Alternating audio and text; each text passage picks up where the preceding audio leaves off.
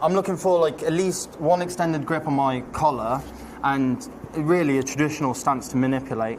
Really, when we're moving about in our circles and stuff, especially if he's got this strong grip, I'm struggling to break it.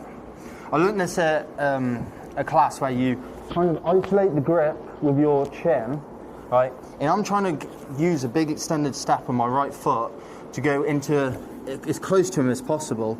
And really, with my left foot, I'm trying to isolate his right foot. So I step, isolate with my left foot on his right foot.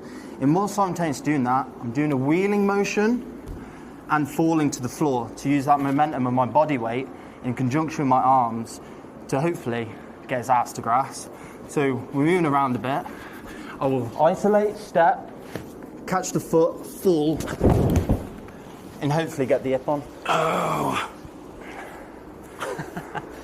Okay, so you're talking about isolating this. So what does this, so you're talking about isolating, and you're talking about maybe taking on like an extreme right stance. Yeah. So what's this bit doing here? This bit, well, I guess really like, well, here's the problem of the stuff I'm trying to extend on. I guess, I think it's really a narrow option because that's one big commitment of movement, whereas I could go, you see Inagi's grips? Yeah. Kouchis, drop Nagis. But really, I guess that's what I'm trying to explore is maybe without doing these big commitment drops, I could maybe catch it.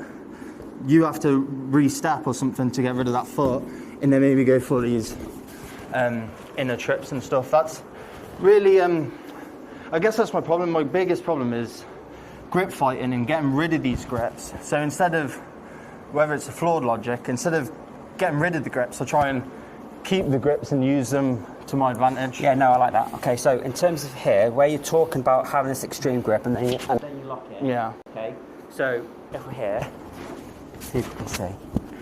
So as we're here, we're making sure that we're gripping, pulling down. I want to make sure that I've got plenty of tension on that. And then I'm going to put my chin on there to either isolate it and lock in, or I might just even be there, take an extreme stance and just start to hang off it. Then I'll start to move, and as I've got this here, I'll pull my lapel to come round. Bam! Yeah. Okay. So, yeah, there's a lot of force in that. So it's about making sure that if we are going to take on such an extreme, from my point of view anyway, as a lightweight, and again, I don't talk from much experience, purely recreational. We're there, we pull, we lock in. I'm going to make sure that I get that in. That's hard to pull out, that. Okay. Then here, I'm going to make sure that there's loads of movement. If you watch any of the Japanese fighters, off the lapel, they are going to be constantly having this nice and slack, constantly moving, okay? So here, it's extreme. Notice a step with my left to generate the movement. Step, then pull. Okay, sorry for your chin. Yeah, that's all right. Okay, and then I'd move. But even then, that posters me up to then launch into something like an Ouchi. Would that be a good setup for your drop Nagis as well? If my arm's already isolated there and you get me wheeling square? Yeah, I suppose so. So if I've got someone who's maybe been taut and tight, work out, pull, and I'm there. And again, this is where we talk about not necessarily using like loads of combinations, but using some of those kind of like feints and those movements with these extreme sorts of grips, because not everyone is going to be nice and slack and nice and relaxed, are they? No. Okay?